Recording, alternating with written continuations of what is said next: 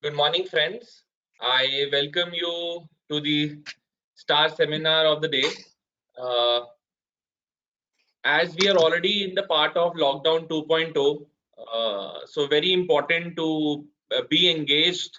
And as the moratorium of the society, we try to make the continuous learning process for all of our audiences, star members, and even the people who are getting an opportunity to register right now in this hour of crisis. Uh, I welcome all the panelists on the of the day today. Shri Jaspal Singh Sethi, Advocate Ji, Dr. C.A. Gaurav Gupta Ji, Dr. Avinash Poddar, Advocate Ji. Uh, so friends, today basically we'll be covering this session for 2 hours, wherein firstly we'll be taking the member queries which we have received in last 24 hours on GST and income tax. The income tax deliberations would be done by Jaspal Singh Sethi, Advocate Sir, and the GST would be taken, the queries would be taken by Gaurav Gupta Ji and Avinash Poddar Ji. Then further after Q&A, we will be actually be showcasing you how to use digital signatures in this time of lockdown, how the digital signatures would be helpful and is actually required to be used for all the multi-purpose domains which we really need to have right now, as we don't have any access to the physical signatures. After that, we have a session on which is the most important session of the day, and one of the most interesting session, that how to manage your work from home with the help of technology, how we can actually manage our work from home, managing our team, managing our client base, managing our work. So we'll be deliberating on that.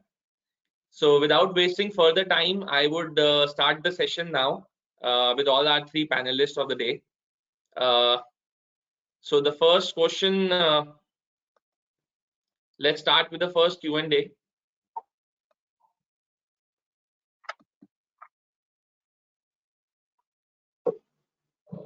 So Hello. the first, hello.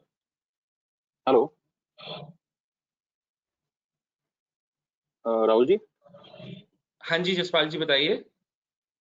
Yeah, sorry, I was just interrupting you right now. My internet quality was weakening, so I have shut down my webcam. I guess That's my fine. sound is coming now clearly. Yeah, it is absolutely audible. So I was not able to hear a little part of the introduction that you suggested. Now, Okay. you can Can just you hear me well? Yeah. Yeah, perfectly All right. fine. You can also see my screen? Yeah, perfectly fine. All right. Okay, so the first question goes to you only, Jaspal ji. It is the querist, Mr. Praveen Agarwal has thrown the question that if TDS deducted during the month of March is to be deposited by 30th of April and TDS return is to be filed by 31st of May, Yes. but till now there is no extension. Yes. So as professionals, what should we do? Please enlighten us on this question. Sir, this is factually incorrect. In fact, all the due dates that are lying between 20th of March and 29th of June have been extended. If we kindly refer to our ordinance that was issued on the 31st of March, it clearly stated that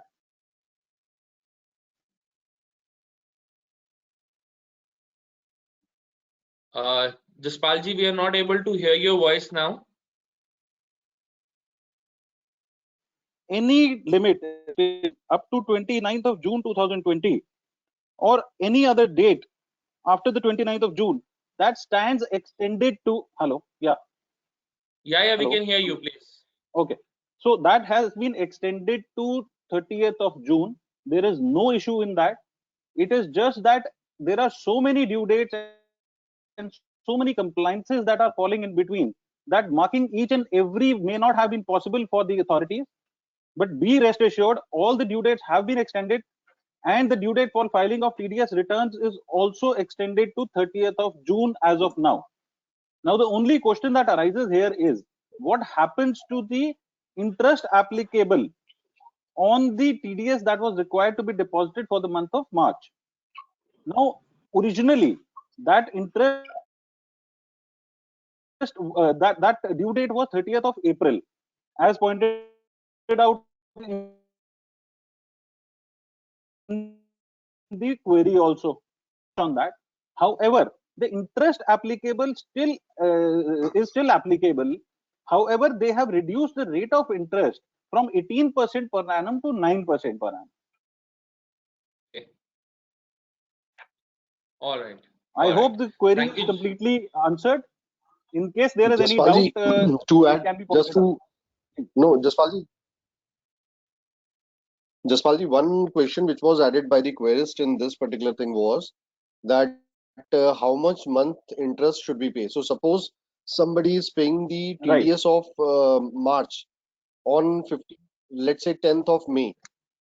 So on that, see the interest Should he pay applicable. 2 months The interest? interest applicable upon this is, if we kindly, yeah, let me elaborate on that. So, as per section 206, the interest is applicable from the date of deduction up to the date of deposit. Now, the date of deduction, mind you, is in any case 31st of March, latest by 31st of March, whatever is to be deposited. Now, in case it is deposited after the due date, which is 30th of April, in normal circumstances, in case we deposited on the, let's assume we deposit on the 1st of May, the interest applicable was for 3 months. That is the month of March, the month of April, and when the tax is ultimately deposited, that is 1st of May. So for a delay of 1 day, the interest was applicable for 3 months, which was 4.5%, being 1.5% per month at the rate of 18% per annum. So 4.5% interest was applicable in normal circumstances. Now, in light of this extension, of interest has been reduced per month is applicable from the date of deduction. There is no change in the provision. So the date of the rate of interest is absolutely applicable at the rate of 0.75% per annum. And if we deposit it ultimately up to June, we have to calculate it April, May, June, and March, of course. So 4 months delay. The due dates have not been extended. Only the time limit of such filings have been extended by such ordinance. All right. Thank you, Jaspal ji. I hope this query is solved for Praveen ji and all the audiences. Going forward, there is another query which is for you, which is by Mr. Prateek Yes. PKV. So basically, he has two questions. So the question number one is that income declared in ITR as per 44 AD and 44 ADA, but actual profit earned in books is less than or more than declared profit. So what should be the consequences or what we should do in the books when earned profit is differ from the declared profit?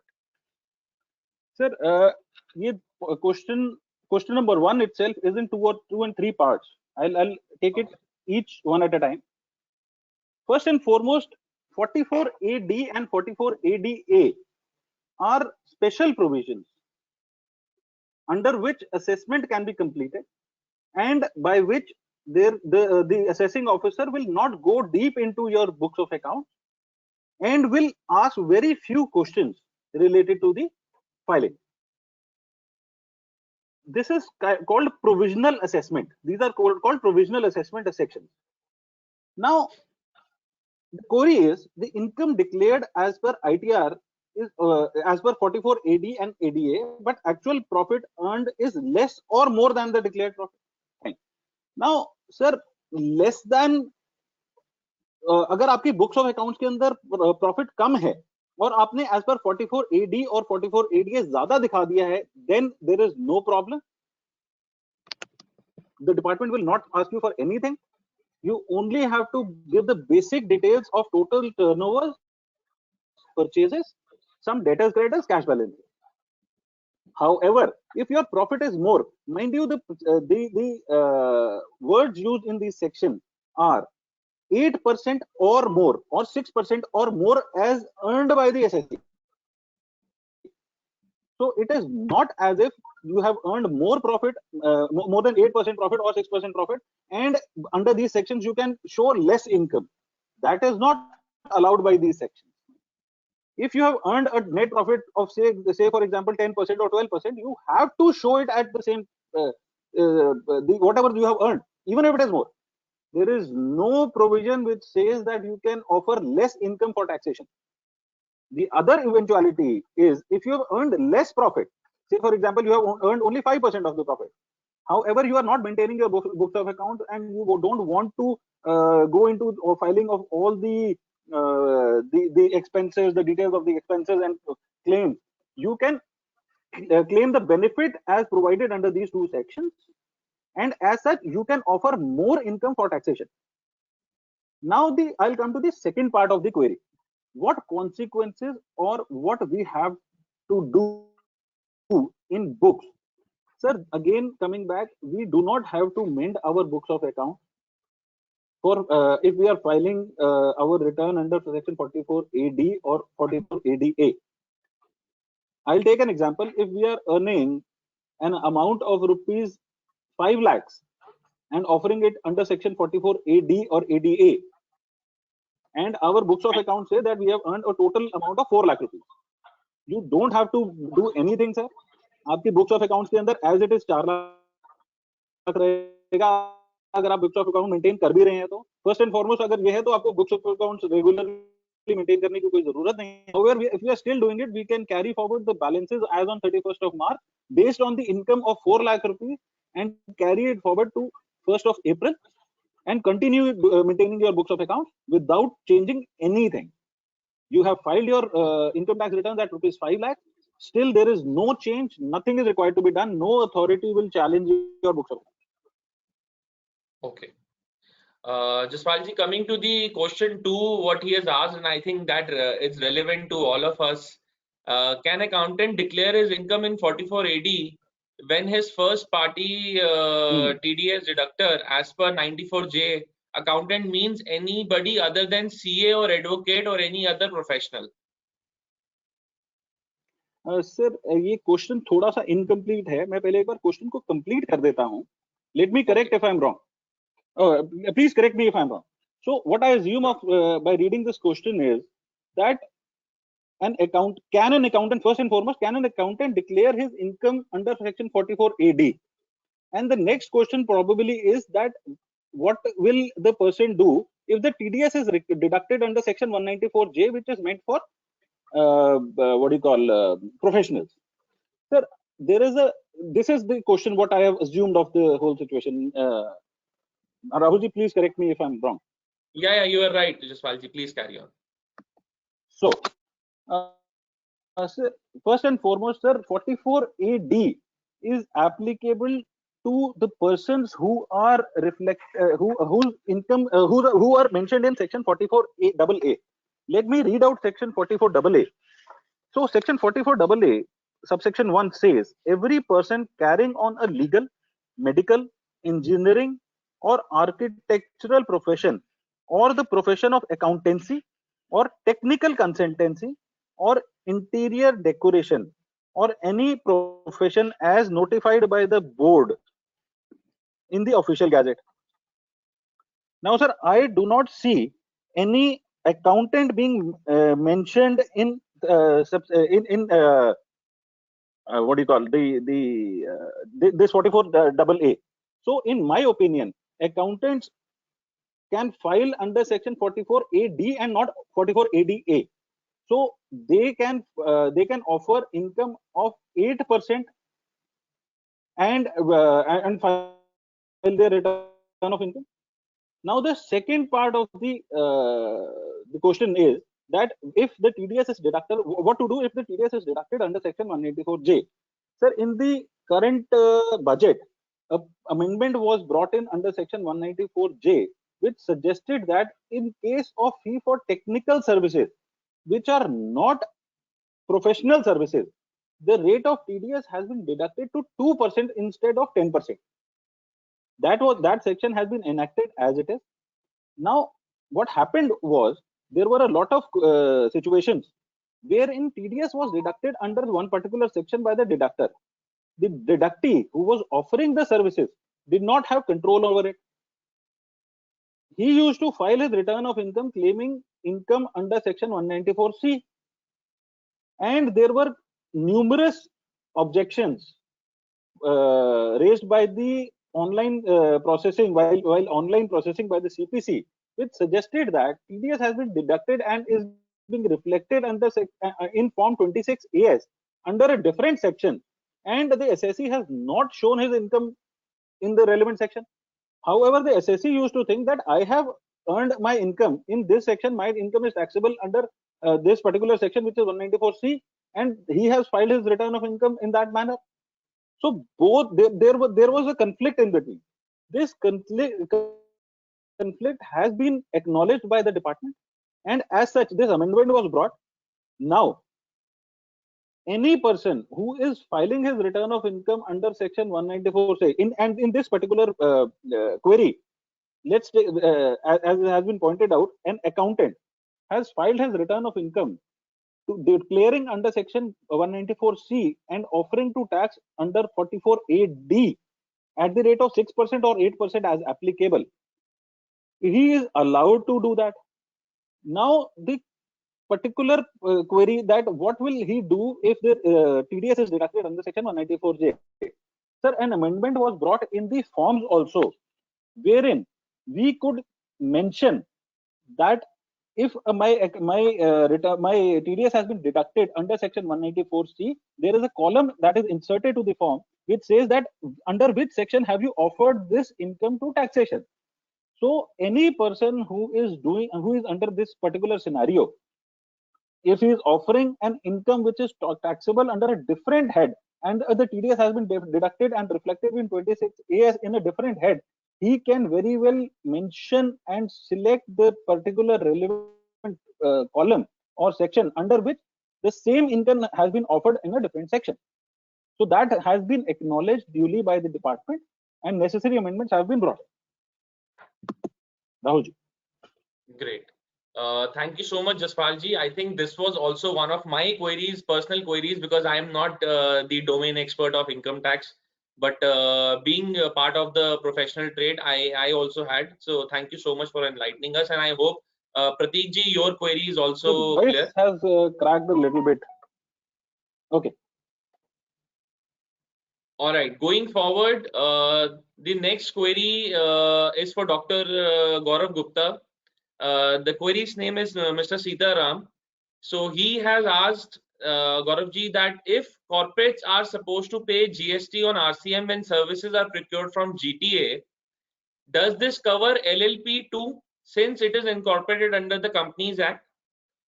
He also further mentions that ever since the GST was introduced, we have been paying GST on RCM in our identity, which is LLP. And the questions what we have is a 5 vertical question what he has asked to you. That is, what is the implication of this practice on LLP? Secondly, will the registered transporter be made liable for not having charged on forward basis?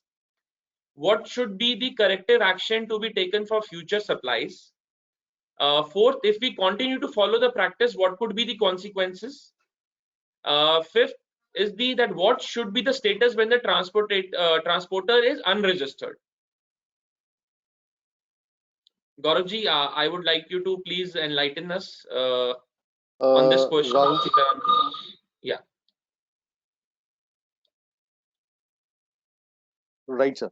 Rahulji, the question is very straightforward. Sitaramji, as you know, when we speak about LLP, if you look into notification number 13 by 2017, which is the principal notification for reverse charge on services, you will find that in case of services, the notification provides that a partnership firm status is given to the LLP also, meaning thereby LLP is deemed to be a partnership firm.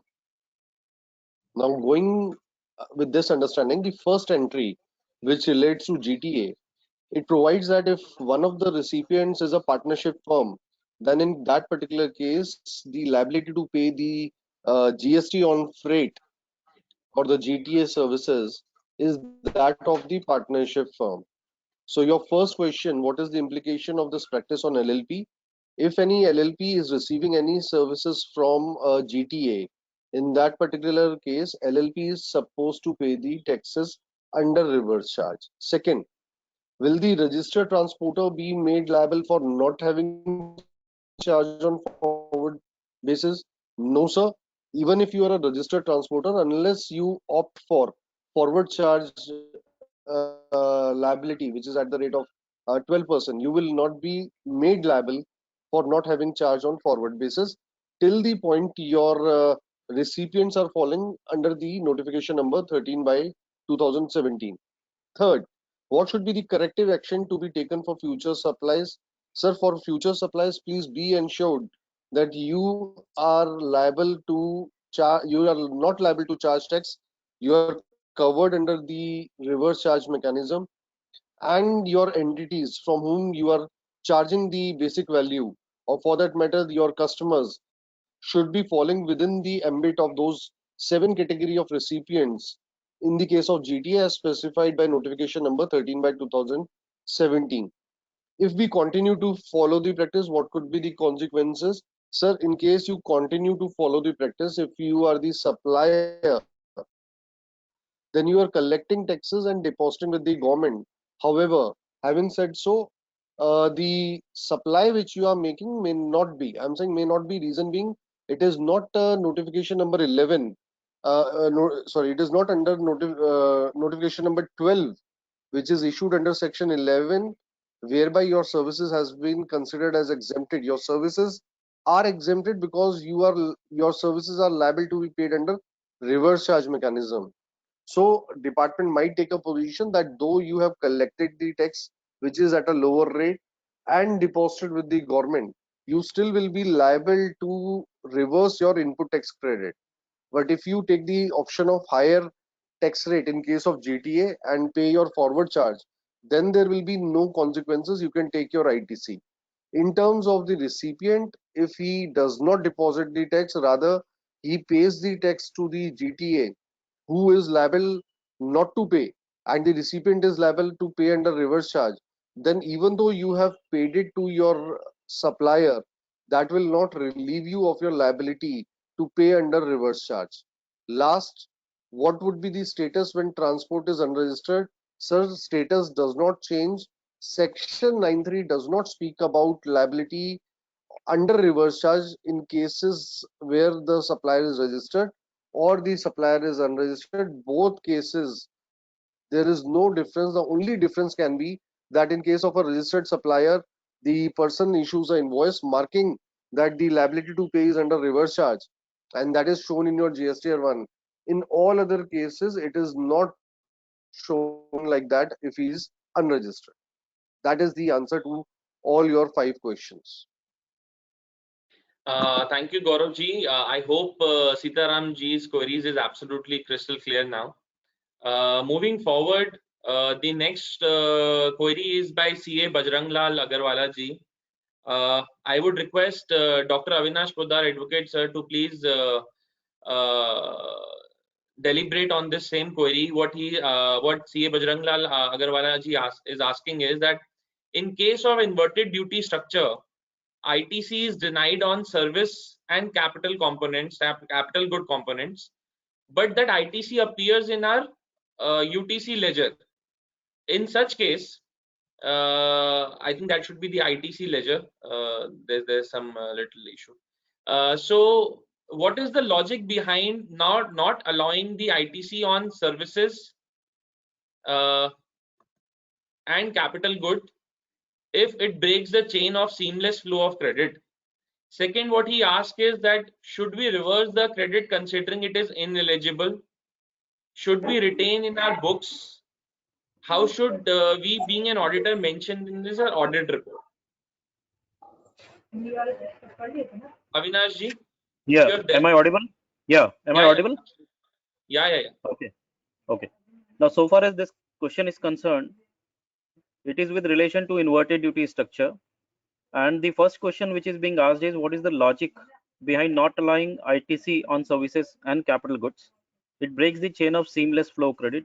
Yes, I do agree with this, that it is certainly breaking the chain of the seamless flow of credit as well as the statement of objects also, which were there at the time of inception of this GST and the implementation of the same. And Rather, it was one of the major causes that there has to be a seamless flow of credit. But nevertheless, since it has been written in the law per se, we cannot find out, or we cannot say that what is the logic behind it. But yes, what I can update is that we have already challenged this provision. We have already challenged this provision before the Honorable Gujarat High Court as well as Honorable Bombay High Court.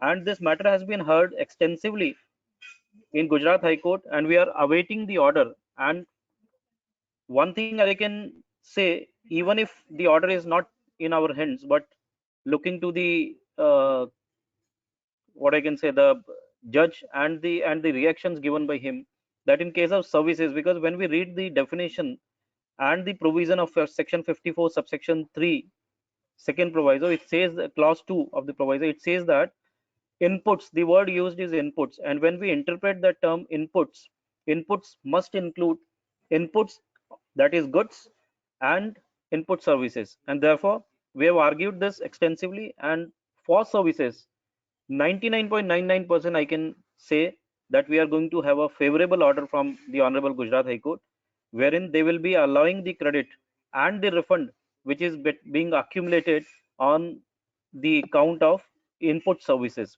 But for capital goods, again I would say, neither in this regime nor in the earlier regime there was no concept of refunding the amount which is being accumulated on account of Senvet credit or input tax credit because of the capital goods.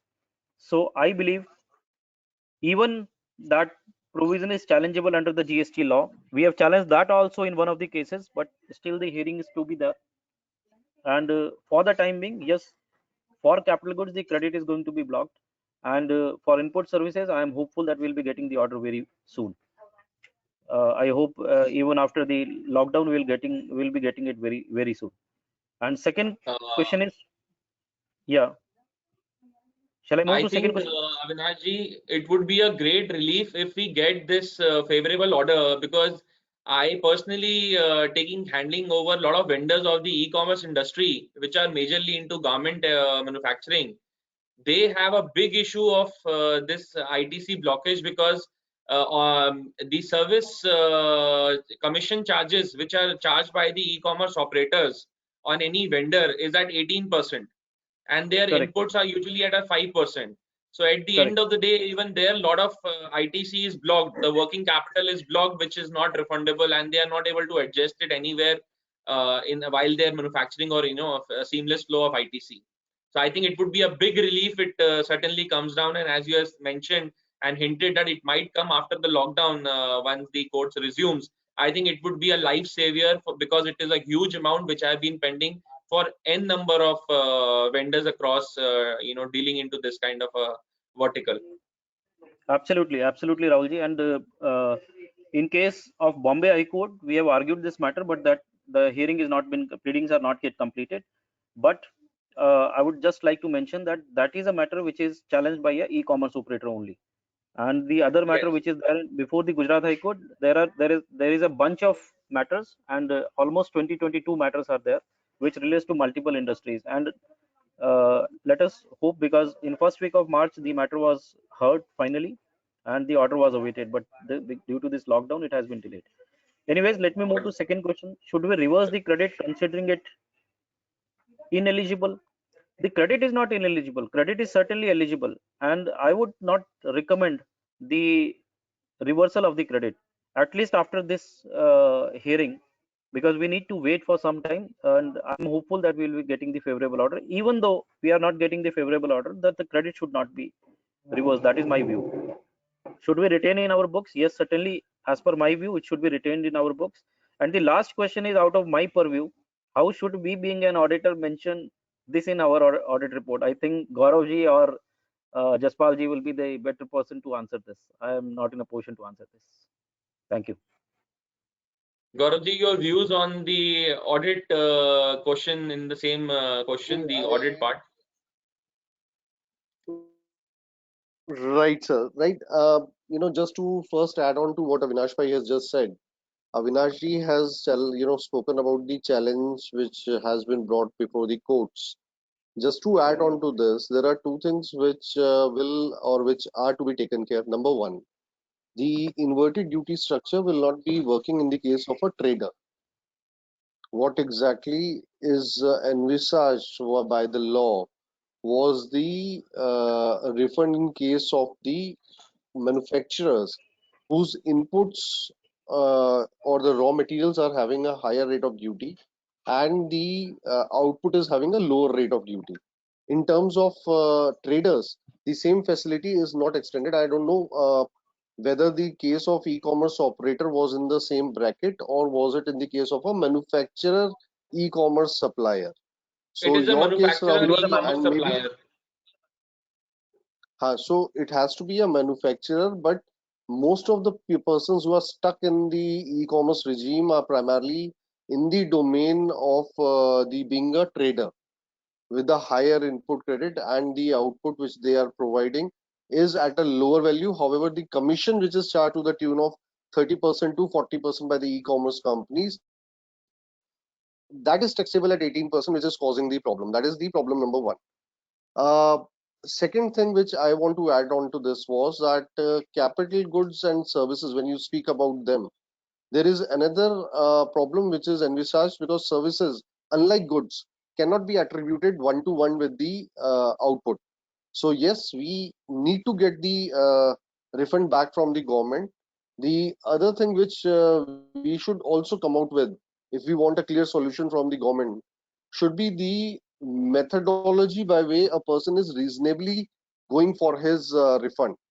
If the computation itself is unreasonable, this particular aspect will keep on lingering in the litigation part, and it will never reach a finality. So we are talking about not reaching a finality unless we are very clear what exact refund are we looking forward to.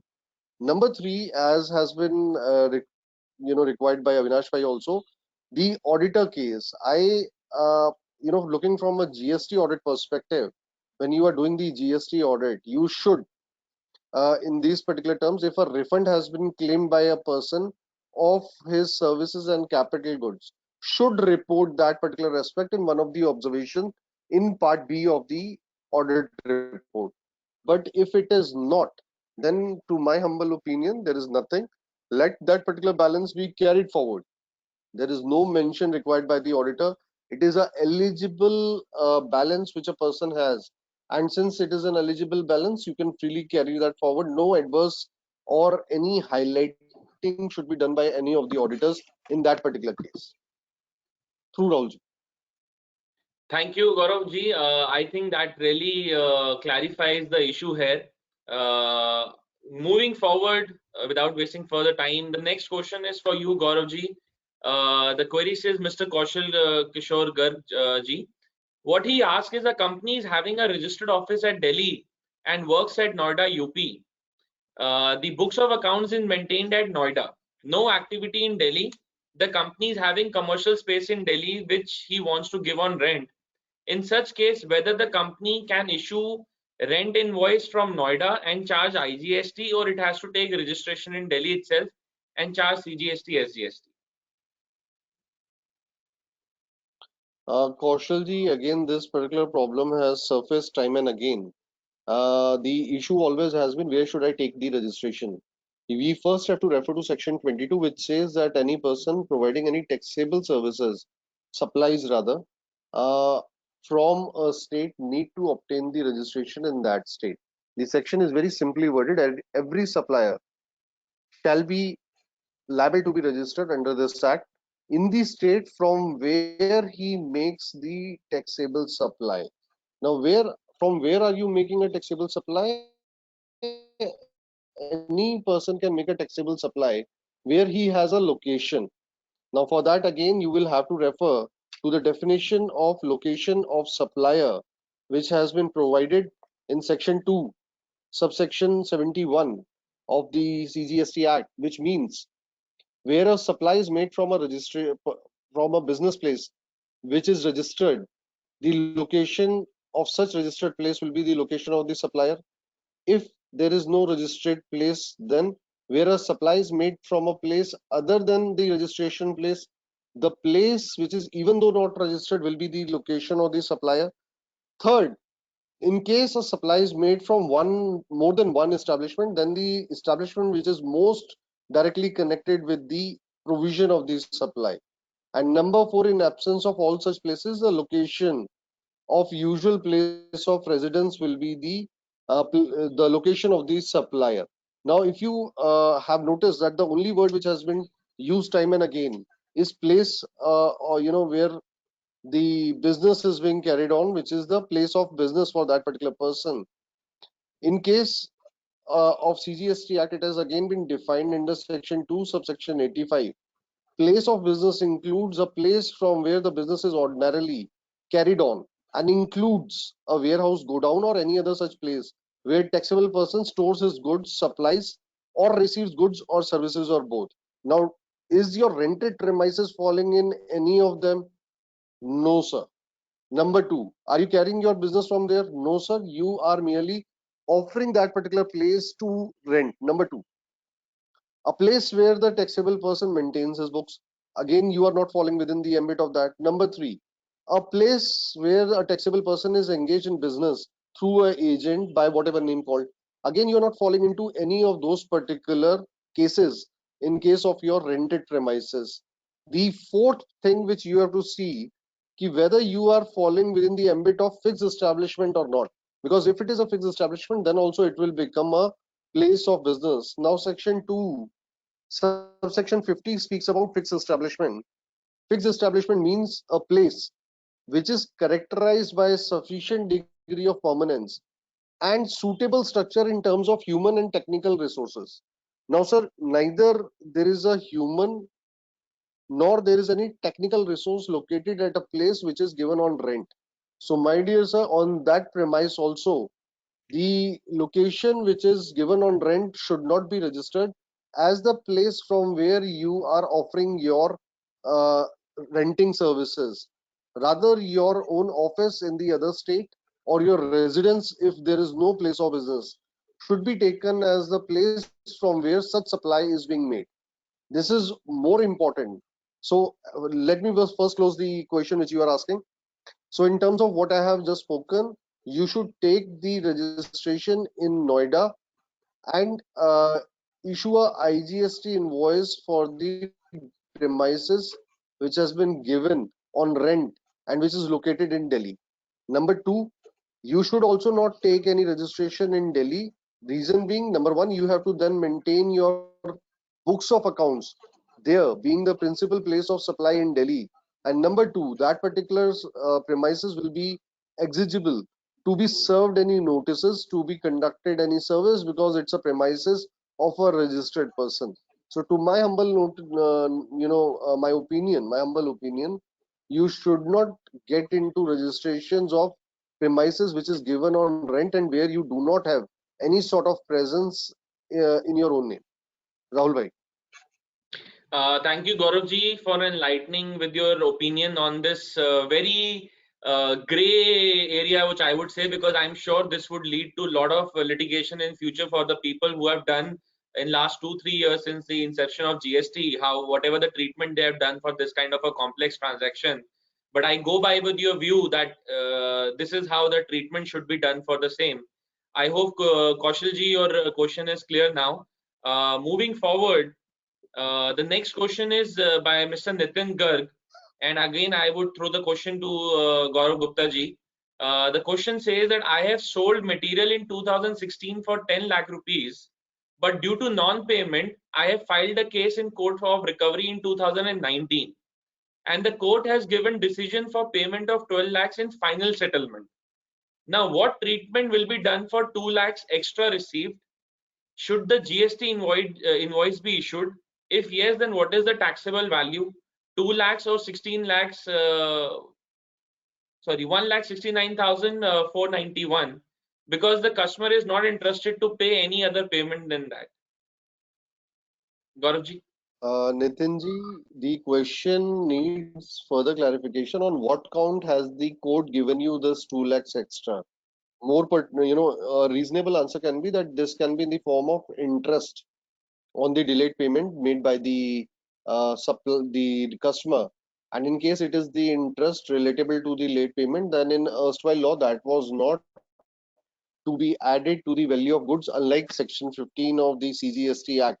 And therefore, my dear friend, you can keep this 2 lakh without any payment of taxes, any taxes. But in case you have been given any nature which is relatable to the value of supply itself, then in that particular case we have to see the court decision, and in that particular case a different opinion can emerge from the facts of the case.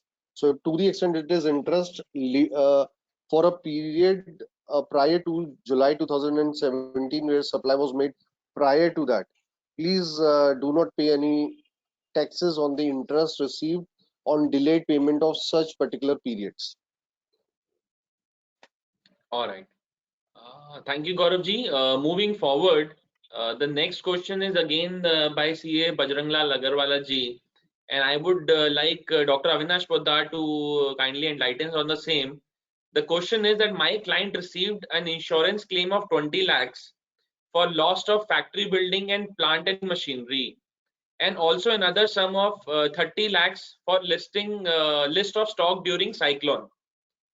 So the 4 pointers what he has asked is whether it is an actionable claim, whether it is a supply, whether ITC on stock is to be reversed, how to reflect it in the GST return.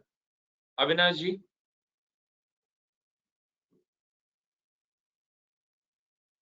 Avinash ji, are you there?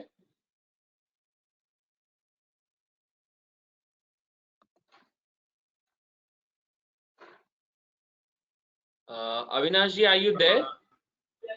I think sir's connection is lost. Give me 2 minutes, or rather, Gaurav sir can give answer. Yeah. Gaurav bhai, I would like you to please enlighten us on the same query while Avinash is coming back. No problem, sir. No problem. The query is the client, the person has received an insurance claim. Now, sir, when you talk about insurance claim, it is about the loss of a particular asset during cyclone or any other natural calamity, or for that matter, fire. In those particular cases, if something is extinguished and you have got yourself covered under an insurance claim, then in that particular case, insurance is not a consideration but an indemnity. So what you have received from the other part is not a consideration for a supply, but an indemnity for which you have already taken a cover. And this is basically, yes, it could have been classified as an actionable claim, but when it is effected, it cannot be then be called a actionable claim. It is an actionable claim till the point it is not effected. So my dear friend, in that particular case, number one, do not look into schedule 3 for excluding this as no supply. Reason being, you are not trading into, or you're not supplying any actionable claim to the insurance company against which you have received this consideration. And number two, you have not made any supply. It is an indemnity amount which you have received. It was a loss cover which you have got. It is not a consideration for a supply. Number three, ITC on stock to be reversed. Yes, sir. ITC on everything which you have taken need to be reversed, as those particular goods have been lost, stolen, destroyed. 17(5) subclause H will come into play. How do we reflect it into GST return? Right now the return is 3B. In case of 3B, I think you have a column called other reversals. You should show this particular reversal in that particular column. So any amounts which are received from the insurance company, they, as per the they do not qualify as a consideration but a amount received in indemnity. Rahulji. Correct. Moving forward, Avinash ji is not there with us right now because he has some electricity issue at his end. Gaurav bhai, continuing your expert opinions, again the next question is by Bajrang ji only. I think he is filled with a lot of queries for us. So what he says is that my client has an accumulated ITC of 3 crores, and this is accumulated due to cash payment during July 2017 and Tran credit. I think that should be the Tran 1 credit. Whether we are eligible to claim refund, what is the procedure for claiming refund in this case? I think it is pretty complex issue. Gaurav bhai, would require your expert views on the same. See, what has happened is during July 2017, the person had paid the cash because that time the Tran 1 was not available and Tran 1 was filed later. So that particular ITC is now getting accumulated. My dear sir, it's Bajrang Lal ji. This is a very settled issue as of now because Delhi High Court, in the case of Vision Distributors, it was one of the cases which we took up before the Delhi High Court. In this particular case, the Rakesh Kumarji was also the leading counsel, argued by Ruchirji. In this particular case, Honorable Delhi High Court was kind enough to understand the problem that due to the delay of government to provide the necessary forms in time, the person could not claim his ITC and therefore had to pay in cash, and therefore he need to get back the amount which he has paid in cash.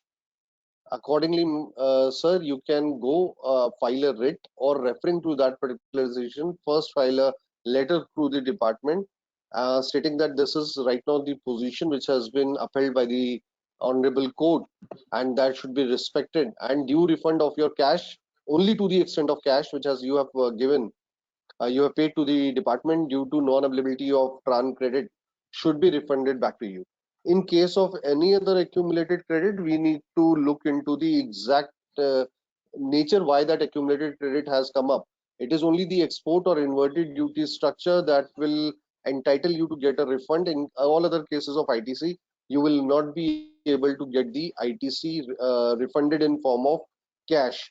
More so, recently, as the law has also been amended, any amount which has been paid wrongly by ITC will be refunded back to the SSC in ITC only. Suitable amendments were brought in into 92A and the other rules of CGST rules. Rahulji. Thank you so much, Gaurav ji. I think this issue is again. I think Bajrang ji has accumulated all the questions which are pretty much of grey area, a lot of litigation area, and I think this is also one of the issue which a lot of industry mates are facing. And I hope sooner or later we will have some end to this entire paradigm. Well, going forward, there are infinite number of questions which we have received from the audiences, but due to the paucity of time, we cannot answer all. So moving forward, we end this question and answer session here, and I invite Yogesh ji, who's a technology partner from Signet. He would enlighten us on how actually the digital signatures comes in use as on date, as we are under lockdown 2.0. What can be the use of digital signatures and how actually this can work. Yogesh ji, I welcome you on behalf of entire Star Society. I would like you to please enlighten us on the insights of digital signatures and how this can be useful at this time of crisis. Okay, thank you, Rahul ji, and thank you, Gaurav ji. I hope you are able to hear me and also see the screen which I'm sharing. Yes, we can see that, dear. Okay, excellent. So thank you once again for inviting me. And at this point of time when the whole world is, under this corona crisis and we are all working from home, business needs to continue, and it is very important for chartered accountants to keep signing documents, keep the process going further. So when it comes to electronic signatures, the main questions that most people have in their minds is whether it is legal, whether it is safe. If I am putting an e-signature, is it secure? What is the evidence that it collects? Are there any exclusions? What can I sign? What I cannot sign? So these are some of the common questions that most people have in their minds. What about confidentiality of the documents? So I would like to take this opportunity to answer some of these questions, give some insight into this, how you can proceed with e-signing your documents. So, the next slide I'm trying to bring up is that the electronic signatures are governed by the law. So in India, it is the IT Act 2000 and the amendments in the 2008, which govern the electronic signatures. Now, there are certain criteria which the law puts forward as to what kind of signature is considered to be valid in the court of law, which signature is legally binding. And there are these 4 common criteria which are there. So number 1, the signer of the document must be linked uniquely to the signature. The signatory who is signing must have the sole control of the process of signing when he's signing. So this is a technical way, private key, etc. But when he's signing the document, he is supposed to sign. Third is, if the document is modified after the signature is put, then there must be a way to detect that. And if the document gets modified after the signature is put, the signature itself should become invalid. So these are the criteria that e-signatures must support. And many platforms are there which support this kind of e-signatures. However, the law also excludes certain things from electronic signatures. So there are about 5 documents which you cannot sign with electronic signatures, but these need to be signed only with wetting signatures, like a negotiable instrument as defined in Section 13 of the Negotiable Act, and a power of attorney, or a trust deed that needs to be created, a will given by a person, or any contract for the sale of immovable property. So sale of property is not covered under e-sign, although recently I saw that there is a bill which might make this get covered under the e-signature law. So apart from these documents, every other document can be signed electronically. Now, from your perspective, I think these are some of the documents that you need to sign on a regular basis. It could be audit reports, it could be certificates, peer review reports, any due diligence things, NOCs, attestations, any engagement letters, NDAs. All these documents need to be signed almost on a daily basis. So how do we sign these documents electronically? This is what I will cover. And recently, even there was an announcement by SEI on the 13th of April, which kind of highlighted that auditors can now use electronic signatures to sign the audit reports and even attestations. So this is an important thing that allows people to get their business running smoothly. Now coming to Signature, which is the electronic signing platform which is offered by Signet Infotech. It's a 2-year-old solution. It's an award-winning solution, has won a couple of awards at the Vibrant Gujarat Startup Summit for the best blockchain solution. It's a modern solution built on latest technology and all, which offers a wide variety of signatures for you to use. It can be used by individuals and also by organizations. It offers a lot of technology is built into it to protect the documents that get signed, and I will also show you a quick demo also as to how it works. The range of signatures that we offer are like this. So you must be familiar with the USB token, the dongle which all of you have, using which you can sign reports. So I will show you a demo of how to use this to sign your reports, also on the system. So there are electronic signatures using which you can draw. There is certified sign, which is valid globally. You can even sign documents with other signatures. We also support multiple different biometrics like fingerprint reader, iris reader, and a face capture using a webcam. There is also a live signature feature which allows people to come on a webcam, just like we are coming here on the video conferencing. You can share your screen, sign the document, and the whole video recording can be saved for future reference. So in this case, nobody can deny that I never signed this document, because full video proof is available for that. There is a mobile app also which you can use on Android and iOS both to sign your documents. I will just pause here and then move on to the demonstration. So let me shift the screen to my browser. So here is the login screen of the panel. And if I have to log in, I need to authenticate myself with an OTP. So the OTP will come to me on my mobile phone, as well as it will come to me on my email ID. Sometimes the mobile network does not work properly and it's slow, as these days it is. So I can actually pick up the OTP from my email ID. So there is the OTP 9962223. And I submit. So when I submit the OTP, I come to the dashboard of the application, and on the dashboard I can start my process. I can actually quickly see how many documents completely signed, how many waiting for others to sign, how many waiting for my signatures. Now to begin a new workflow, let me pick up a sample document which I have. Let me pick up audit report, let's say. It's a sample document I have just created for this demonstration. It can have your company name, authored by, some title, whatever are the contents, and finally signed by and your name, etc. So this is the document. If I wish to sign this with my DSC, I can simply upload it here. And as the document is getting uploaded, once it is uploaded, we can actually fill in more details about the document description, the category of the document, like I can call it audit report. Then I can give it for a particular customer, for customer ABC, etc. I can attach supporting documents. It could be balance sheets or another statement of accounts, whatever you wish to attach along with the audit report. Then we can pick up a signer. For this demo, I will just pick my name as the signer because it's a demo. I don't have another party to sign right now with me. But let's say I am the CA. I am trying to put my signature here. We have many features here. So if you have multiple parties to sign the document, if there is an ND or something, you can actually add other parties here.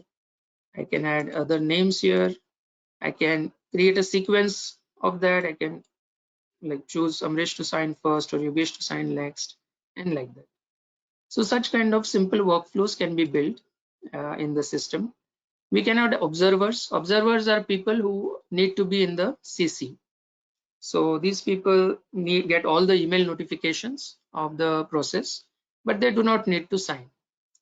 So once the signers are put here, you will see the steps of signings are just simple. First, we need to initiate signing, which is this step. Next will be signatures needed. Then we need to put on the document on what page, on what, where in the page we need to put the signatures. Then we review and sign. So these are in 4 simple steps. You can send out any document for signing. So I move to the next step now. And here is the place where we need to select the signatures. We offer so many different kind of signatures. Simple electronic signatures can be used for internal approvals because they do not carry a lot of legal weight. But certified signs carry the maximum legal weight because they are bound by a certificate authority. You are already aware of hardware dongles. This is what I will use right now. We can even sign documents with Aadhaar. And the live signature session can be set up. So I will choose hardware key here and I'll move next. Now on the document, I need to select which page I need to place the signature. So there is page 1, page 2, page 3. So let's say I need to put my signature here. So this I will sign. My signature will be tightly bound with the document once I sign it. There are certain features here which you can use to move around this placeholder and make it as per your requirement. Then save and next. Because I am signing, I don't need to put any due date here. But if you are sending it to some other party, third party, then you can actually put a due date also here. Like please sign this document before 27th April. Like that. So that can be put. I don't need to put the date right now here. And I finish. So the workflow is set. Now the document can be signed. So this is the place from where document sign is getting signed. If you are sending to other people, then other people will receive an email notification that please sign this document. And when they click the link, they will again come to the same page. So it is a very seamless flow. Even from mobile, you can sign the documents.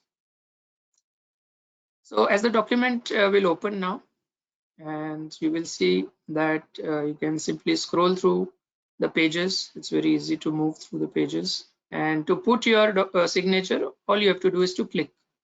When you click this, actually, if you notice, I have attached my dongle here, which is ePass DSC class 2, and it will confirm this certificate. The system will auto detect that the USB dongle is attached, and I'll click OK, and it will ask me for my PIN.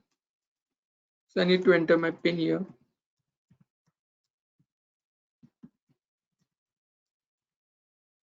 And I submit. So the document is now signed. And while the signing happens, you will see that the system actually signs the document with the private keys. It updates the timestamps. It creates unique hash values for the signed document, and then it stores the document on the server. So all these processes are done. So once this is done, I will show you two things now before I close the demo. One is I'll download the document which is signed. This document will also get sent to all the parties who have signed the document on email. So let me open the document now. Okay. Yeah. So when the document is opened in Adobe Reader, you will see that it will try to verify the signatures. That's why it takes a minute or so to open the document, because it is verifying all the digital signatures which are put, and you can see all the signatures are valid and they're put. You can scroll down, you'll see this is now familiar to you. You must be putting this your signature, digital signature is here. And to see the properties of the signature, you can go to the signature panel. You will see it is valid, document has not been modified. And on the signatures on the certificate, you will see the complete hierarchy, CCA, eMudra, and manual. So this is the signature, it's valid. And apart from this signature, our system, the signature system actually captures a number of other parameters which surround the document signing. So we capture the IP address of the device from where the signing happened. It also captures the Chrome browser version, the device OS, and even latitude, longitude. So this becomes circumstantial evidence of the signing. It can be, any cyber expert can really have no difficulty in figuring out who signed it. There won't be any disputes when all such evidence is provided. Even on the map, you can see exactly from where he signed. Apart from that, we capture everything in the blockchain, underlying one. Blockchain is a distributed ledger which stores the copies of the same transaction trail in multiple nodes. So again, it is very difficult to tamper with any of this process. So this is the demonstration that I wanted to show to you. And you can also try it out. You can sign up on the platform and try to use it. Just to summarize, the e-signature is legal. It fulfills all the legal requirements. It is safe. This platform has been tested for vulnerability and penetration for any hacker attacks, etc. It is secure. It gives all kinds of strong evidences, and it's ready for the future. So thank you so much for the time here. And Rahulji, now over to you. Please continue. Thank you. Thank you, Yogesh ji, for actually giving quite a good insight about the best of the technology which is being used by Signet, the help of technology solutions providing, and how the actual we are going to step into the future of digital signatures as well, because I'm sure sooner or later we have to adapt to technology, and it has been well said that it is absolutely safe. And it also uses the blockchain technology, and I'm very sure the blockchain technology is also pretty much safe.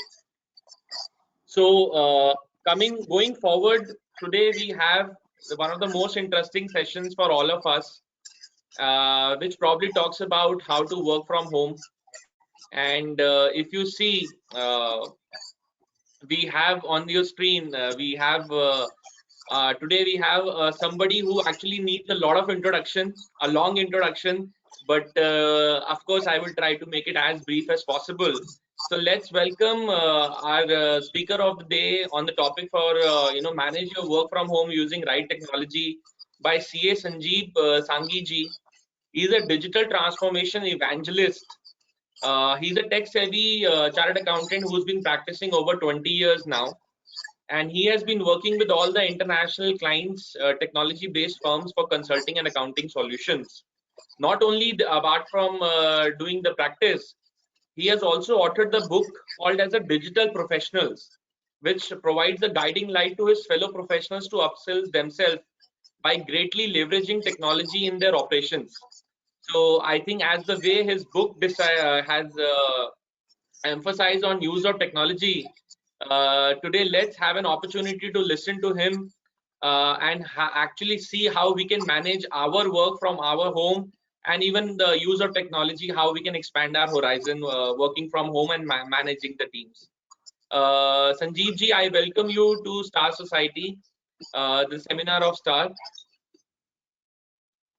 Thank you so much, Rahul. I hope. I Good hand afternoon. over to you now. The stage is all yours. Thank you so much. I guess I'll take max 45 minutes to complete my presentation. But then to all of you, a very warm welcome and good afternoon to all of you. This is the right topic of the day, and I've been doing these webinars across the country on how we can manage our work from home, like being a chartered accountant, and I see a lot many advocates also into this session. The biggest challenge which we are facing today is, getting our work done as a service practitioner, getting our work done, and we meet so many challenges around. So how we can really use the right technology to manage our team, our clients, and we are going to walk through each and every small little tools which are available, which can help us, get complete control over our work, over our documents, over our clients, and we will feel just as the same as we are right now working with a Star, on organizing this meeting and getting all of us together where we all are sitting from our home and trying to learn new things. It is just like that where we are going to learn new ways of getting our work done. So we all understand the scenario of coronavirus and this pandemic situation, and we really don't know how many days it is going to continue. Even if it continues, it's going to be a phenomena where we'll be facing regular lockdowns. So we have to get in the habit of how we can take advantage of this situation, how we can live with this situation and take a better advantage of the situation is what we need to learn today. And to do that, I always, come up with this great slide about Charles Darwin, which always talks about change. Now, many of us had been in practice for last 20, 30, 40 years, and we had been used to a different kind of practice, a practice wherein, we have people around us, we have telephones, we have computers, we call people around. So there was a complete different way of managing our team, managing our clients, and managing our work. But now everything is going to change, and those who gets adapted towards this change are the one who are going to survive. And to do that, the most important saying by Alvin Toffler is, we have to start learning a lot of things, a lot of habits, a lot of ways and procedures which we had been doing in the past, and relearn new process, new technologies, new ways of motivating our team, motivating our employees, developing a process and actually getting everyone habituated to it, where we play a leadership role in that is what is the need of the hour today. And that is the biggest thing which we need to talk today.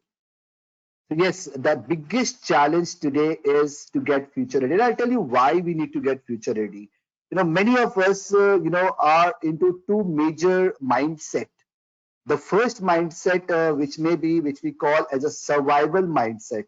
Now, when I talk about survival mindset, a mindset wherein we are just waiting for the lockdown to get over, and then we'll continue to do what we had been doing in the past. I repeat this sentence again. We are in a survival mode, and we are waiting for the lockdown to get over, and then we will continue to do what we had done in the past, is what we call as a survival mode. But then there are other set of people who we talk as a reinvention mode, which means they have started gearing them up. They have started upskilling themselves. They've started developing new digital infrastructure for their organization and actually getting future ready for all these kind of pandemic situation which is going to happen in future. But yes, even to do that, we meet so many challenges, and we are going to discuss all these challenges today and how we can meet those challenges one by one by applying various tools, process, and technologies is what we discuss today. So whenever I discuss these challenges, I talk about three big elements, and those elements are mindset, the skill set, and the tool set. Now, what is mindset? A mindset is a mindset wherein we prepare our mind to make sure that this place where we are sitting and we are working is actually our office, and we have to manage all the process remotely is a mindset which we need to develop, and we have no other alternative. In fact, this is not something which is new. Even before this corona virus or lockdown, there were many big fours and many companies, IT companies, including my company. Like, we work for US clients. All our clients are in America, and we work from them for last 20 years, 100% online. So there was a mindset of working at a distance location, at a remote location, or work from home, which is always there. So that mindset needs to be developed. The second important aspect is the skill set. Now, what skills do I need? Though we all are good in income tax, GST, audit, like those are our skills which are already there. But what new skills I need to learn today to automate my process, to get my work done at a much faster speed, to get a little more advanced towards the new technologies is the skills which we need to acquire. And the third important thing is the tool set, which means what are the right tools I need to use to make all of these, link together so that I achieve what I am being prepared for. So those are the three elements which is very important. One is mindset, the skill set, and the tool set. And then finding a silent zone at home to concentrate on work. Again, you need to get back to your family, and we always are in the habit of relaxing at home, but now the time has come where we need to find a silent zone and concentrate on our work. And that's how we have to develop this mindset and give answers to many questions as a one-stop solution. And the questions are, how do I collaborate with my team and clients? How do I communicate with them? How do I, like, it used to be, I used to catch their callers and, just try to make them understand, call them into our chamber and, show them some drawings, write on the notepads, how all of this can happen now when they are sitting at a remote location or they are working from home. How do I share files in folders? All those files which are there. How do all of us access those together? How we can download them? How we can talk about security aspects, and how we can work on different versions of a file together as a team are the questions which we need to answer. How do we manage our work anytime from anywhere? Measure the productivity. Like, we don't know how much of the time that the team member is actually spending. Many times we feel that this guy is bullshitting me or he's not doing what he's supposed to do. So how do I really, track the progress or measure the time spent by that team member on a particular project or a particular client? Is how do I measure productivity of that team? How do I do accounting on cloud when I want to know the financial information real time? And how do I secure data and password? So in this another 30-35 minutes, we are going to discuss these challenges and how we can solve that out through various tools which are available on the internet. And then there's another important note which needs to be understood, because I always believe that if we can frame a right question, the answer is always there. So that's the reason why I'm trying to fill you all up with a lot of questions so that you start thinking. Because the first biggest challenge is to change your mindset. If you can change your mindset, then everything becomes so easy for you. So is my social media presence enough to track future clients or employees? Now, this question is so important and so relevant in today's scenario that if I go back in Google and type in my name, am I getting in the first few pages of Google? And if it is not that, how will the client get to know about me? Tomorrow's client are going to look for you on the internet. They are going to search for you. They are going to see you. They are going to see your services, your specialization, and all of these become so important. So you need to make sure that you have a website. You need to you can write blogs. You can create many small videos of training of your specialization, of how you can demonstrate your services. In fact, your employees of future are going to review you before joining your organization. So your social media presence becomes so much important. A question which may come from many of my chartered accountant friends is it not violating a code of conduct? No. If you are demonstrating your services, if you are proving your talent, if you are sharing knowledge that is not against code of conduct. It is a pull model and not a push model.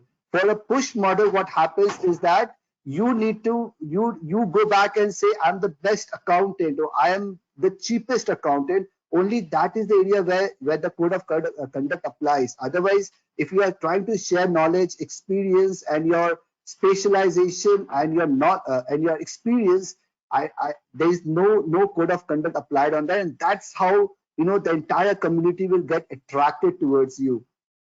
How do I manage my data manually or on the cloud? Now, this is the biggest takeaway for today is we need to make sure and start developing strategies to get our office 100% paperless. Now, that is something really important. There can be several questions on this, and I will try and answer as many as possible. How do I access my financial information anytime from anywhere? Not only my information, even my client information. Today is the day of cloud accounting, where we need to get every accounting records on cloud. Like all our books are on cloud. The question is, if I'm accessing Tally from internet, is it a cloud accounting? No.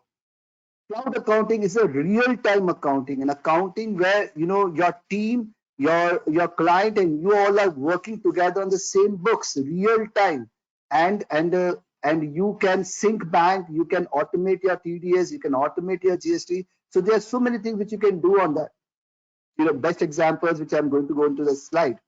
How do I maintain my schedules, to-dos, appointments, meetings, all those reminders, notes, how to manage all of these without using physical paper or physical notebooks? How do I do mobile banking? How do I manage my contacts? Which means, I'm not used to a world where I was using visiting cards. Now, how will I get all my contacts and connects at a single database, and I can access that online anytime from anywhere? Do I have a dashboard for my client status ready? Which means if I have 1,000 clients with me, and all of a sudden a single client calls me and say, hey, tell me the status of my work, I have a system where I can just type in the name of the client, and at a click of a button, I get to know what we are working for him, what are the open works we have, who is working on that, what are the documents which are pending, and there are many other questions which you can get to know at the click of a button. If our time permits, I will show you a single snapshot of how we manage our clients on a day-to-day basis. So the roadmap for all of us together as financial consultants or tax consultants is to go paperless, manage your work anytime from anywhere, manage your employees. Now, how do we do that? Now, think of a situation, we have 10, 15, 20, 100 employees. Imagine a situation where you can hire your employees, you can do their documentation, you can pay them, you can do their performance appraisal, you can do their balance scorecards, you can review their work, all of that online. There are tools available for that as well. How do I engage my client? How do I get to know the performance of each and every client working with me?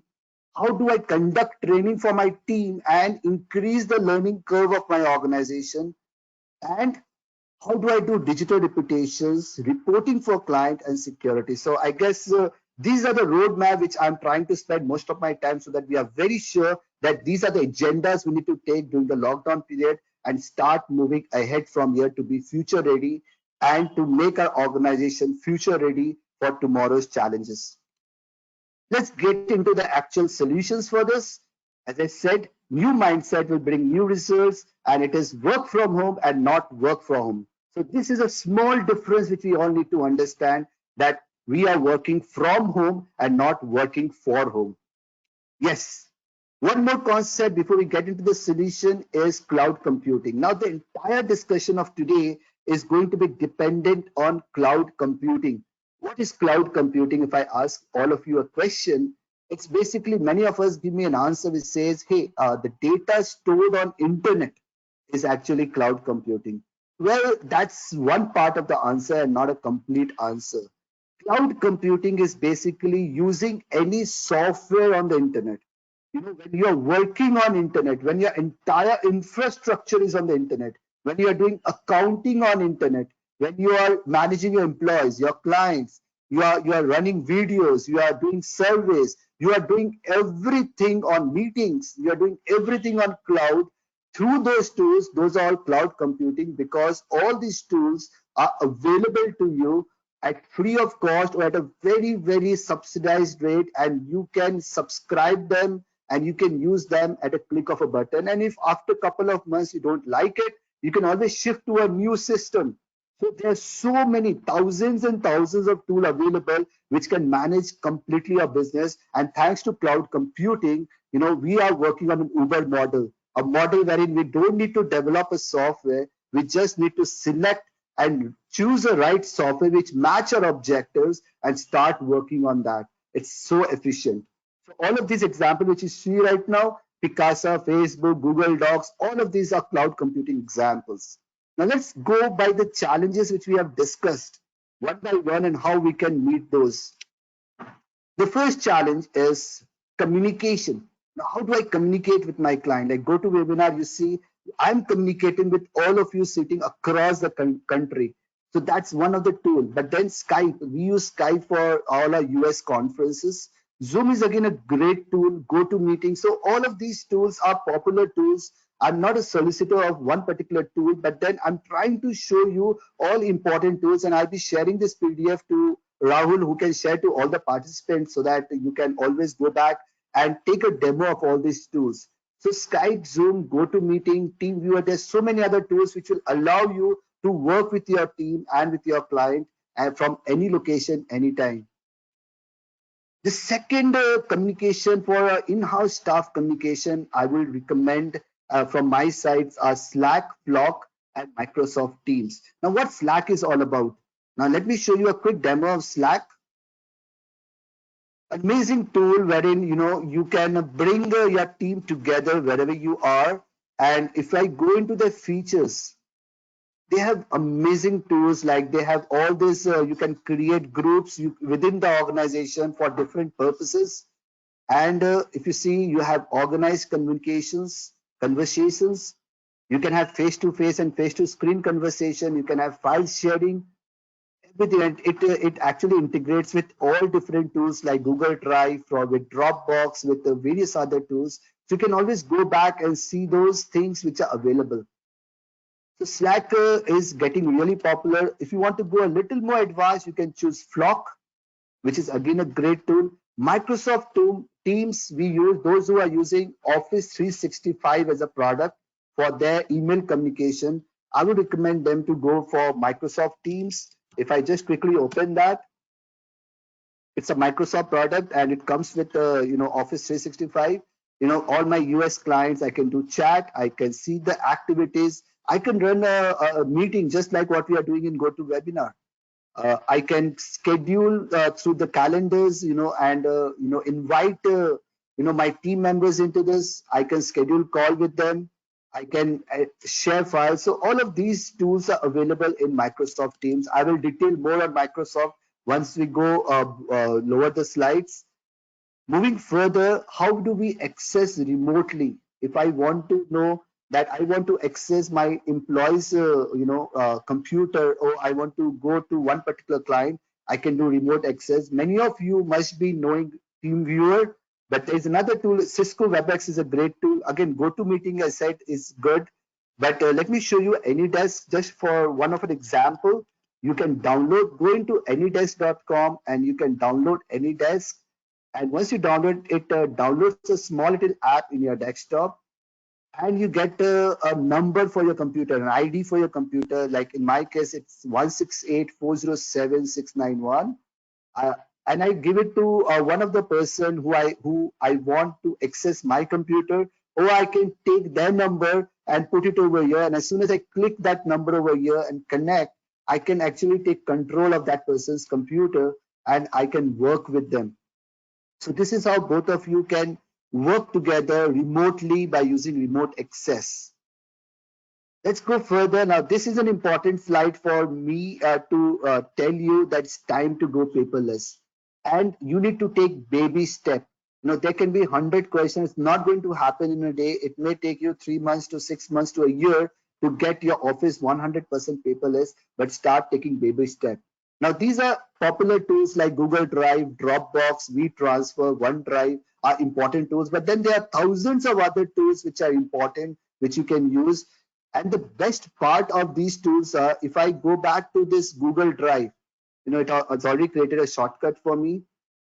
I can access my Google Drive from anywhere. I can create all the folders, whatever I want. I can share with people. But then the best part, which I always wanted to share with you, is you can create a drive for desktop, which means it will create a physical drive into your computer, just like your C drive, your E drive, and your D drive. It will create a Google Drive, and whatever you paste into that drive, into that folder under that drive, it automatically gets synced with the internet folder, which means you don't need to go back and log in every time when you want to upload a file. Let me show you an example of this. So let's say I have a, Dropbox as a drive with me, OneDrive as a drive with me. I can always go inside that. I can see all my folders. I can get into each and every folders, and I can, work. And this is not my local folder. This is an internet folder which syncs real time with my online folder.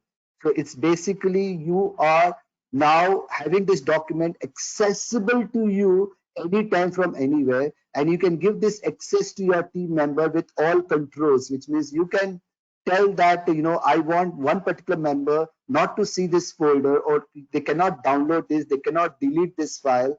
So there's so much of securities available for all of this.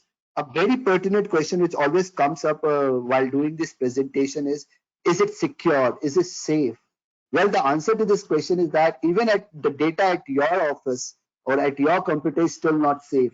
It is at least better than that, because they are professionals who are working with a lot of encryption into it.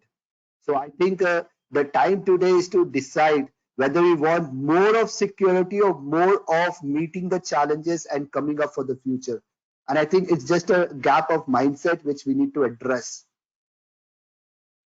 The WeTransfer again is a tool that we wanted to, upload a big file and we want to send a link to someone else, so that we don't want to jam the inbox of that particular person. We can use WeTransfer.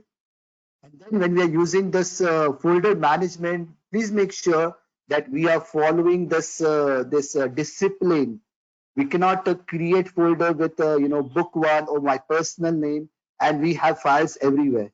So we need to organize folder in a very disciplined manner. And one of the structure which I'm suggesting to you is, having client as a parent folder, and then inside client we have year, inside year we have month, and inside month we have services, and inside those services we have all the files.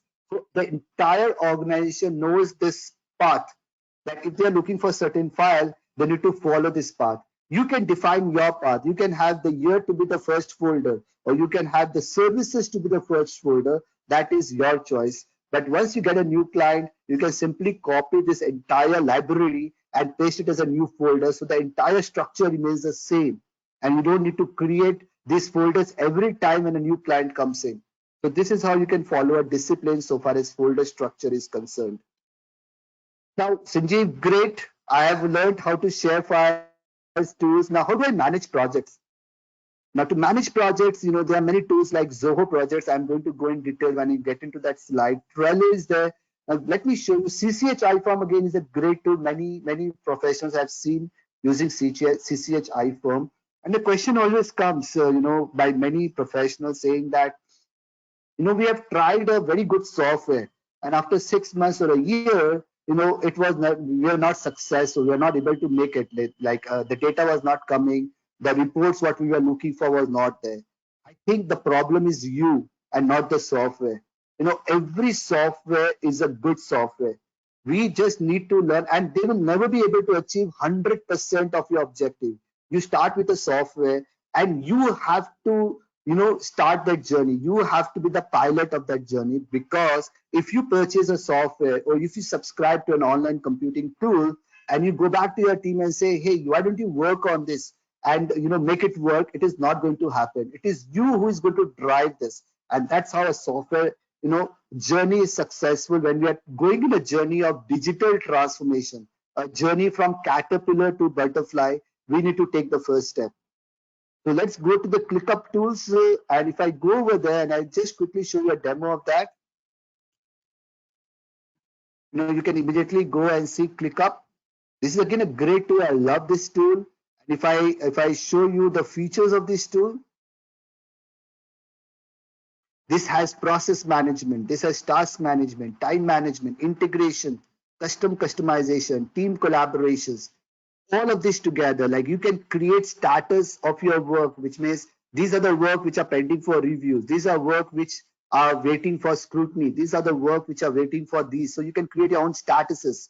You can create templates. You can have multiple assignees.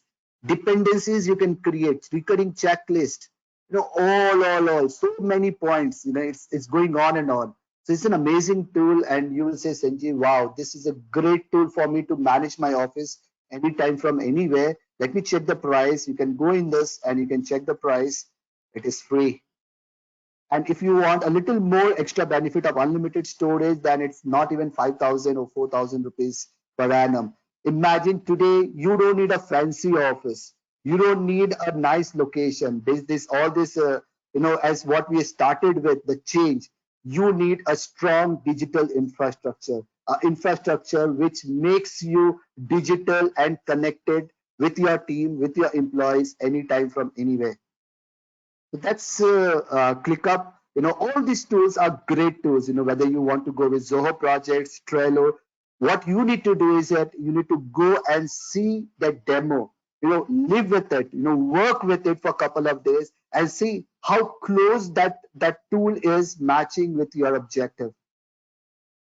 Moving further, how do I measure productivity? How do I track the time of each and every person working my organization? How do I manage so many notes, reminders, schedules, all of these timesheets? These are tools which are great tools to help you do that. Clockify, I love to work on Clockify, and let me show you how Clockify works. I have Clockify for one of my team member working my organization. And you see over here, if I want to see what he has worked yesterday, I can see each and everything, what time he started, what time he ended, how much minutes and seconds he has worked on this project.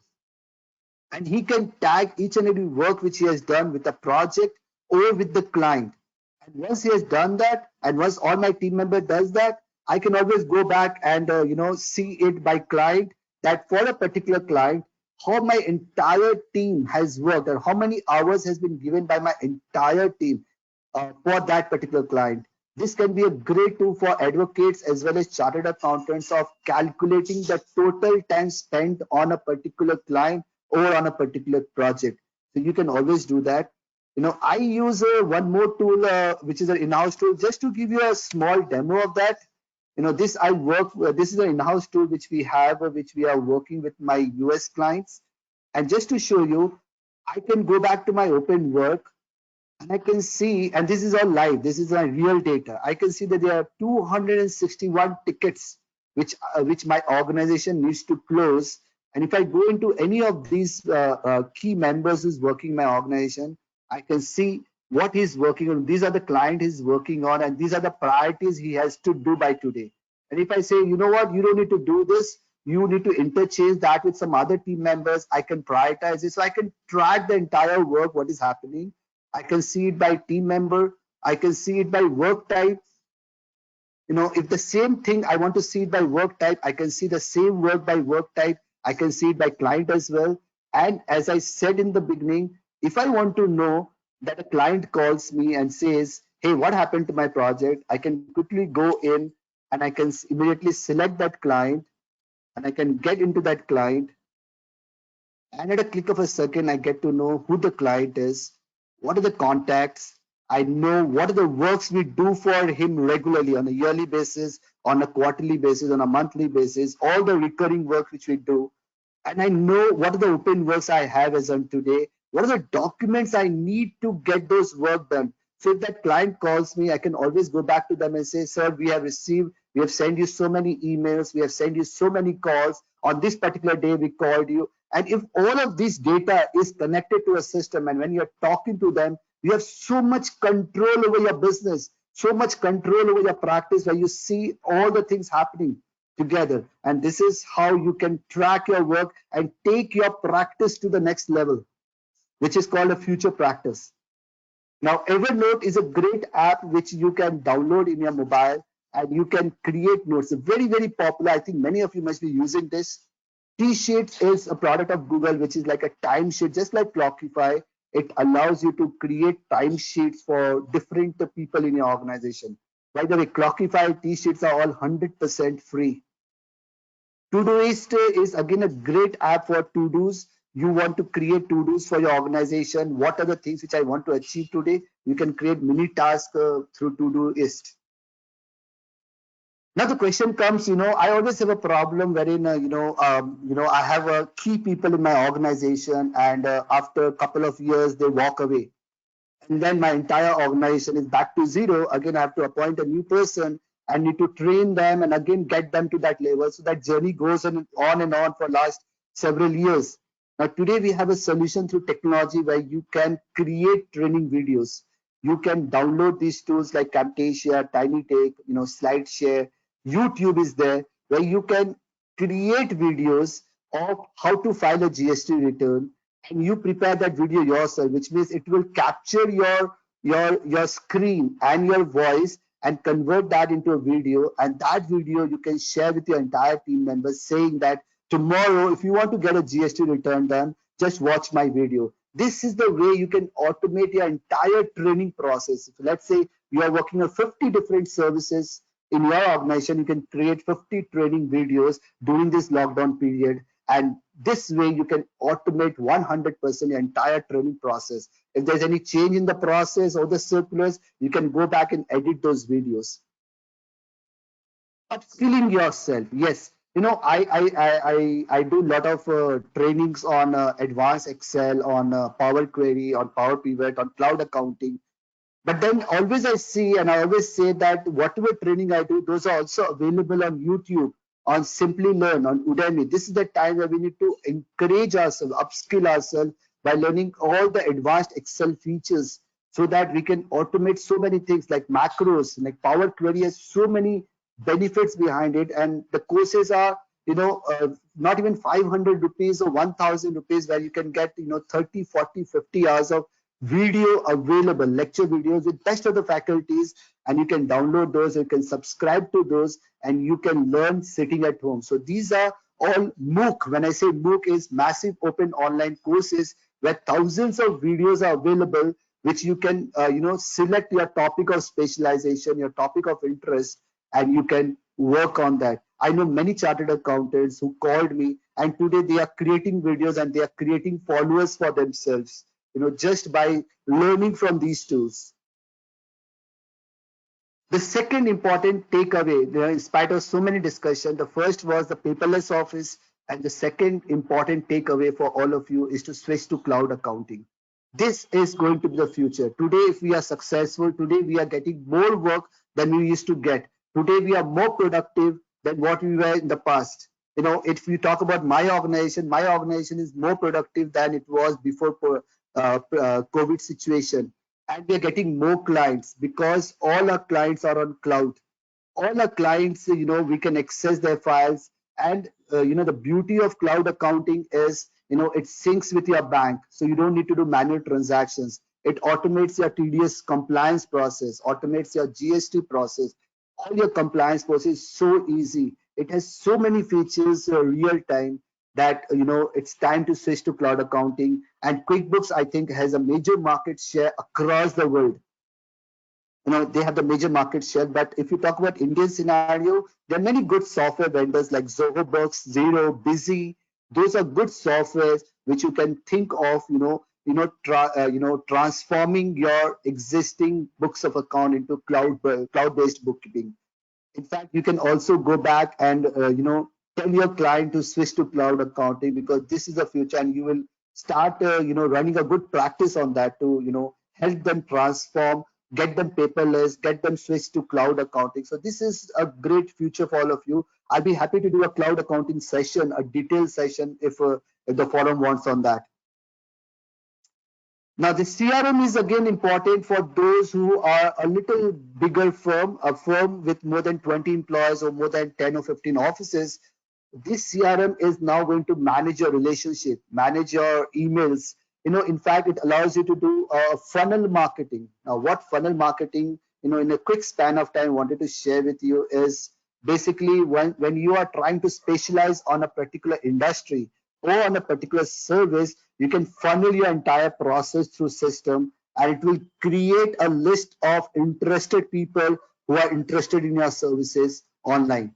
So it's a very small little line which I wanted to share with you. It's a detailed session, but yes, Salesforce is the pioneer across the world for CRM tools.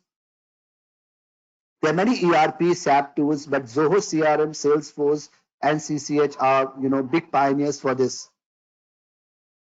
Human resource management, as I said, wherein you can manage your employees anytime from anywhere, whether you talk about recruitment process, you talk about organizing the documents, salary, it's time to subscribe to these tools. And that will cost you not even, 500 rupees to 2,000 rupees per month.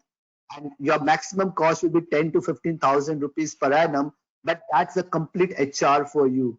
That's a complete management, HR management process for you, not just for paying your employees, but generating the pay slips, getting all the compliances done, whether you talk about TDS, you talk about professional tax, getting the equipment, the documentation, the entire performance review process, so many things. Like Great HR is a great tool. I've used Credily also.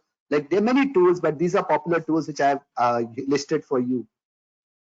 Hiring, gone are the days when we, use reference to hire people. Today, you can get free subscription with LinkedIn, with Indeed, with Jobs Ahead, with Naukri.com. And I wanted to mention a special mention on Internshala. Now, what Internshala and something similar to those sites do is they provide you interns, and there are thousands of interns, data accessible over there. You can hire interns, and they can bring lot of research and lot of new services in your organization. So they will be hired for 6 months to a year, but they are going to give you great, they'll be helping you in the transformational journey, because those are very bright and young minds which you can always pull up. So all of these, now let's go to the big guys. The big guys are like Google. Google is a big guy who provides so many things for small and medium businesses, 100% free. Many of you say, Sanjay, I don't even want to pay 10,000 rupees per annum or 5,000 per annum. Now, this Google is giving you everything for free, like talking about calendar, talking about, Google Forms, Google Drive. But one thing which I wanted to mention on this is Google Sheets.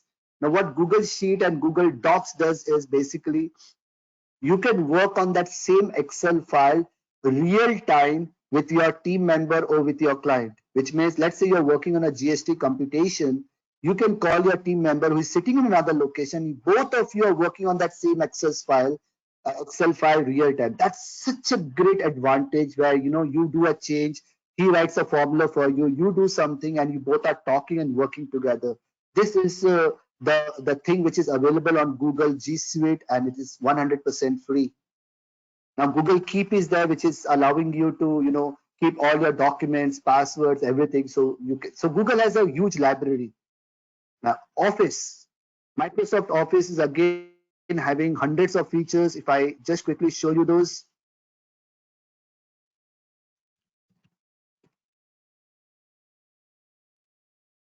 It's getting logged in.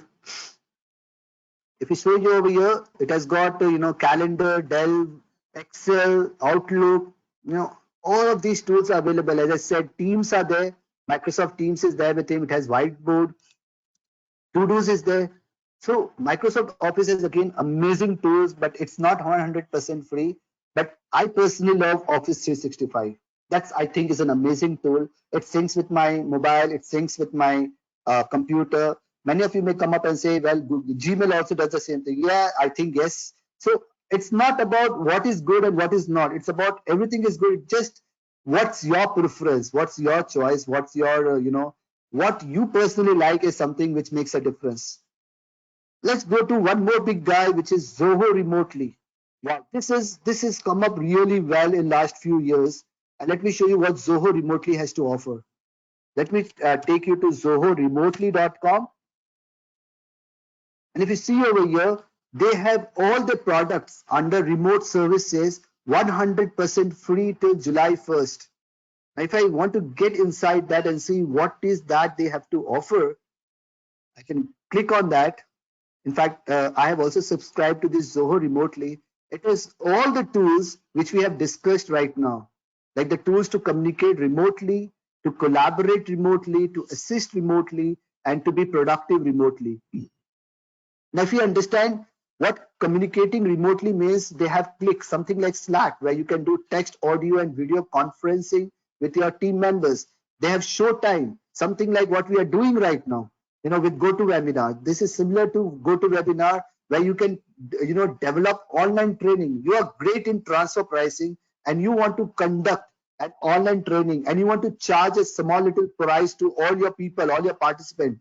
You can schedule that through Showtime. Meeting, you can create an online web conferencing and webinar with your internal team or with a smaller group. You can always do that. Work Drive, something like Google Drive, wherein you can share files and you can create a drive for it. You can do project management by sprints. You can do assist, which means if your computer has been broken down, it's having software issues or it is getting hanged up, you can call your technical engineer, which means you can give them the remote access and they will have complete control on your computers to the level where they can even switch on your machine and put that off. They can even do shutdown and they can switch on your machines from a remote location. So that's the power of assist they allows you. Then you have a writer, sheet, and show. These are exactly like a Word, Excel, and PowerPoint, which you can work real time with your team or with your clients. And all of these as a combined package is coming free from Zoho. So this is the right time where you need to go back and research and start looking into all these available tools and start getting dependent on these, because this is the future. Let me go back to the PowerPoint. I'll take 5 more minutes and then we'll wrap up the session. So this is now password. Just a minute on this. I have so many things to share with you. There's so many things available on internet, and I don't even know that people are even using 5% of it. Talking about password management, when we have so many passwords and you don't know, how to remember so many passwords and how to track them. There are tools like LastPass, OnePass, Keeper, wherein you can store all your password as a separate application under a single key, and those are so much encrypted, you cannot break those. Again, 100% security is nowhere. That's a myth, but it goes up to 99.99999%. There's always a thing, but this can be one tool which you can always think of when you want to have one password for all your 100 different applications which you are using. Again, a few quick things to close my session is just few security measures. I think there was a session of Sachin who is more specialist on all of this, but I just wanted to add few of my thoughts. Is lock your devices when you are not using it. Don't have a free antivirus. Never do that. We always go back to our assemblers or to our vendors and say, "Mere ko antivirus free mein do." Don't do that. Always have a paid antivirus and go for complete security. And if that is slowing down your machine, you can even go for internet security, which is important. Back up your data. Always update your operating system. Do not open unknown emails, which means emails. Just make sure that those are not phishing emails. And there are many stories behind all of this. Log out your internet connections when you are not using them. And do not save password in your devices. But yes, the last thing is upskill yourself. Trust me, we always complain. We always say that we don't have time to develop ourselves or upgrade ourselves. This is the right time when we can upgrade ourselves on our interest, on our specialization, on the subject which you want to know. And I think Star is doing a wonderful service of upgrading their members, sitting at home with all the best speakers, best topic, and this is the right time we can take it forward. So that's all from my side. Create a work-life balance, and I'll be happy to answer question if we all get together on a right mindset and applying the right skills and using the right tools, we will be future ready. Thank you all so much. Over to Rahul. Thank you, Sanjeev. Thank you for such a great, such a elaborative, such an informative presentation. I personally feel that even I call myself little tech friendly, a little tech savvy, but of course, I think the kind of insights which you have given to all of us, all of the listeners today, all of the listeners which are including strong professionals, I think this would be a lot of use for us. It is not only in the time of this crisis, the COVID situation, but I think if we actually implement, as you rightly said, that even it only 5% of the tools are being used, which are available on the internet, and that too free. I think if we actually utilize all these tools in our daily life, in our work life, it is going to be quite a seamless and in a more effective and efficient way. Because I hope and this actually trends in our life, because I was just talking to my dad just to share on some lighter notes. He said that I don't know how to use this technology, this webinar session. How do you do it? If I would have told him on a normal day, I'm sure he would have not taken it. But as we are all sitting in the COVID situation, and he also being a professional, he has adapted to the technology. So I hope everybody has their stories at their own homes and their own staff members or team members, or friends and fraternity friends. So thank you, Sanjeev. Thank you for giving such a great insights on this. Well, Thank you. to give my closure remarks, I would just say to everybody that please don't panic. It is just a lockdown, but please don't go do a lockdown in your head. Just It is just the situation. Yes, Gauravji? just to sorry, I'm interrupting in you between No, because please. before you conclude, I'll take 1 more minute. Sure. There are two important things which we should be looking forward to, as I was discussing with Rahulji and Avinashi also. Number one, we will be looking towards very recent some of the uh, judgments which have come up in honorable high courts, the judgments which have been pronounced. So we will be definitely speaking about Appen Company, which was argued by Avinash Bhattji. We will be definitely speaking about the vision distributors argued by Ruchirji and number of other judgments which have been pronounced. So sooner we will be having that particular session. We will be requesting Ruchir Bhatia ji also to join us sometime this week or next week. And other panel, other all the advocates who are on panel with the government or who have prominently taken up these particular issues before the honorable courts. That is number one. Number two, in terms of security, as the learned speaker has just shared, I'm just sharing one more thing with everyone. Yes, things have increased in these particular days. The dependency on technology has increased. Be very, very careful in terms of your passwords. Be very, very careful in terms of your webcams. Be very, very careful in terms of what you are logging in. Not everything where someone is providing you free anything that is safe. Please do remember there is nothing, no free lunches in the world. Yes, some softwares can give you a free access for some time, but if something is being offered freely and for a very long period, my humble submission would be very sure that that is coming from a very reputed service provider. Otherwise, there are people who are offering something free in lieu of getting your data or your passwords, your bank passwords. And more importantly, whosoever is using any sort of mails, one thing I'd like to add that please use your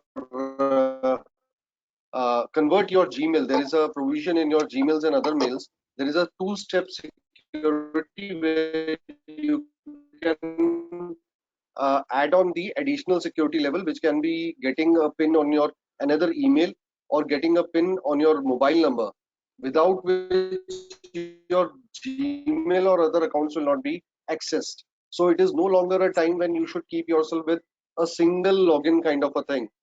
Increase the security levels in your logins. Similarly, in terms of your banking accounts, please do not keep your banking passwords very handy on your desktops, or for that matter, all anywhere which is very accessible or available to anyone and everyone. And last and not the least, today GSTN has effected the much awaited form PMT09. Now the transfer between the different heads, CGST, SGST, IGST, any taxes which has been paid wrongly under a different head can be shifted. So with the wishes of a good secured environment for whatever lockdown period we have, back to you, Rahul bhai. Thank you, Gaurav bhai. I think that was again quite important information. As technology is, advancing, it is friendly, but at the same time, it is vulnerable to a lot of security aspects. So we really need to look into. We really need to emphasize and increase the security measures which are provided by the service providers, and we really adapt them. Well, to give my closing remarks, I would again say thank you for all the audiences to be a good patient listeners, all the speakers of the day, all the panelists of the day. And at the end, I would just say to all of my fraternity friends and even the audiences across that please don't panic, stay home, stay safe, and at the end of the day, it is just a phase. It will surely get over, and we all will come out very healthy and very definedly out of it. And soon we will remember this in our historic chapters, and we will tell these stories to maybe our kids and people in future, that how we actually face the pandemic with a lot of smile, lot of courage, and lot of education. Thank you so much. Have a wonderful day. Thank you.